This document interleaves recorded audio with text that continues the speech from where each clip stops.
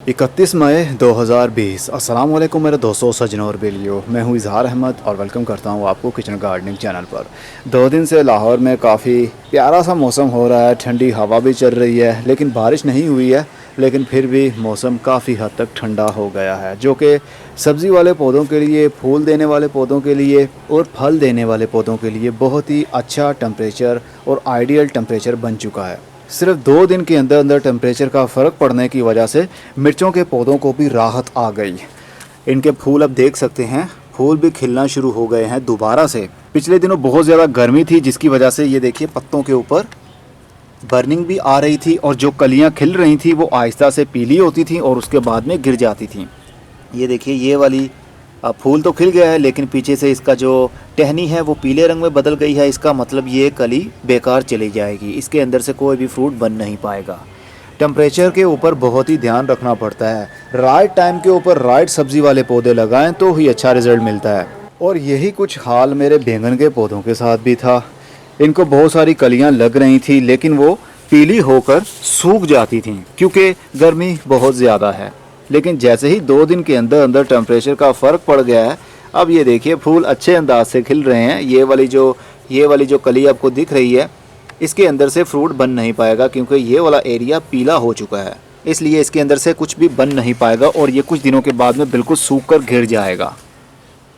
और जो अच्छी हमें दिख रही है, ये देखिए ये टहनी, ये कली, ये बहुत अच्छे अंदाज से खिल भी रही है और बहुत अच्छी हालत भी है इसकी, हेल्थ भी अच्छी लग रही है इसकी, तो इसके अंदर से कुछ ना कुछ ज़रूर बनेगा। आज मैं हार्वेस्ट करने वाला हूँ अपने बैंगन के पौधों से। हम उतारने वाले हैं बैंगन, गोल वाला बैंगन, और इसको काट कर भी हम देखेंगे कि इसके अंदर, जिसमें सुंडी ने हमला कर दिया था, ये देखिए होल कर दिया था इसके अंदर उसने, तो मैंने ऑर्गेनिक स्प्रे बनाया था पत्तों वाला। मतलब कि जो भी मेरे गार्डन में पत्ते होते हैं, असल में मैं ट्राई करता रहता हूँ कुछ ना कुछ, तो मैं कामयाब भी होता हूँ। केमिकल से मैं बहुत दूर हूँ, अब मैं केमिकल का इस्तेमाल नहीं करता हूँ अपने किसी भी पौधे के ऊपर। तो पिछले दिनों में मैंने वीडियो बनाई थी कि किस तरह मैं क्या क्या चीज़ यूज़ कर रहा हूँ इनके ऊपर, पेस्टिसाइड के रूप में और फर्टिलाइज़र के रूप में। उसी से किसी ना किसी से तो ये कंट्रोल रहता ही है। चावल जब हम उबाल लेते हैं, उसका पानी जो निकलता है, उसको मैंने ज़्यादा पानी के अंदर मिक्स करके पौधों के ऊपर 2 से 3 दिन स्प्रे किया डेली।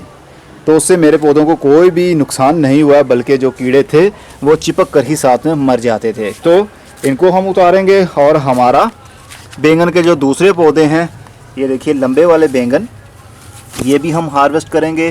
कुछ करेले भी लगे हुए हैं, लेकिन करेले अभी बहुत छोटे हैं, इनको हम हार्वेस्ट अभी नहीं करेंगे। ये देखिए ये भी 2 नीचे भी लटक रहे हैं। तो बहुत सारे करेले लगे हुए हैं, लेकिन अभी हम इनको हार्वेस्ट नहीं करेंगे क्योंकि अभी ये बहुत ही छोटे हैं।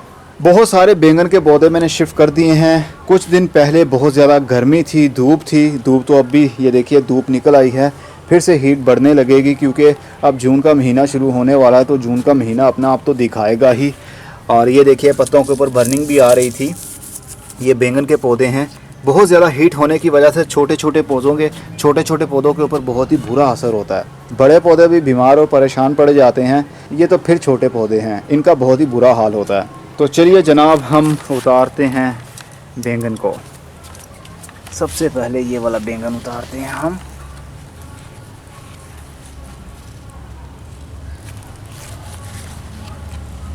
इसकी डंडी बहुत मजबूत है।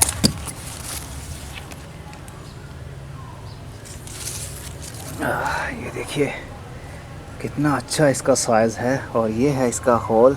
इसको हम काट कर देखेंगे इसके अंदर कहीं उसने अंडे तो नहीं दे दिए, लेकिन मुझे नहीं लगता कि इसके अंदर कोई अंडा होगा। बैंगन के ऊपर सबसे ज़्यादा कीड़ों का हमला होता है, इसलिए फार्मर लोग इसके ऊपर बहुत ही ज़्यादा पेस्टिसाइड का इस्तेमाल करते हैं। लेकिन मैंने कोई भी पेस्टिसाइड का इस्तेमाल नहीं किया है, तो फिर भी देखिए हमारे बैंगन कितने हेल्दी हैं।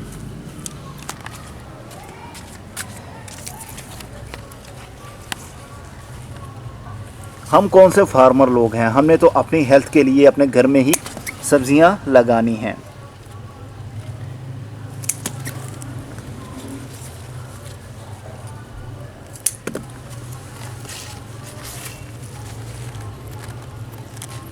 बैंगन के पौधों के साथ में ही करेले की बेल भी ग्रोथ कर रही है, इसलिए बहुत ही एहतियात से हमें काटना पड़ेगा सब कुछ।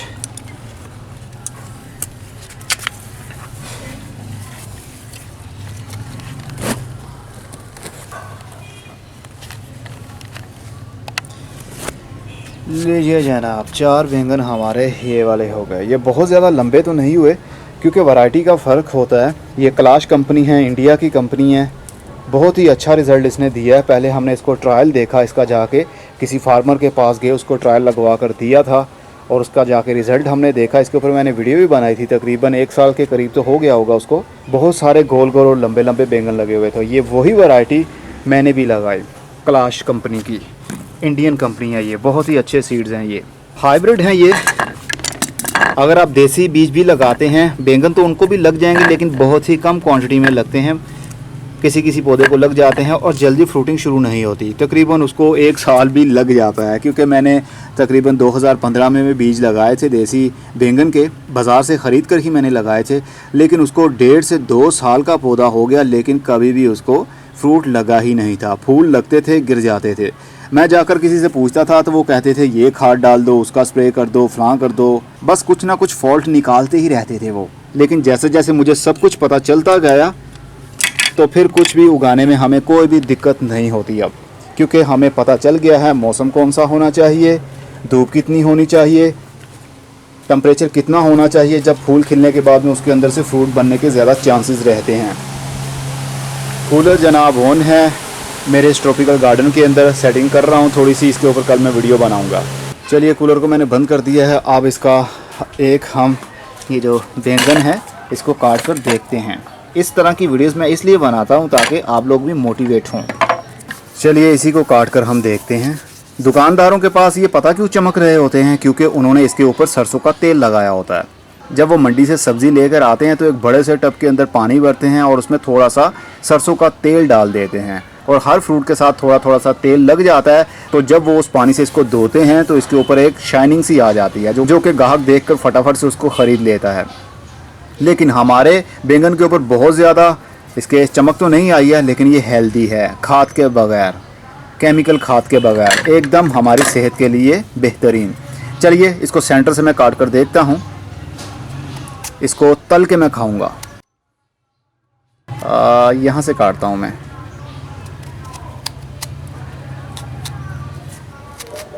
बड़ा मजबूत है ये, हाथ भी कट सकता है क्योंकि मैं काटने में थोड़ा सा वो हूँ।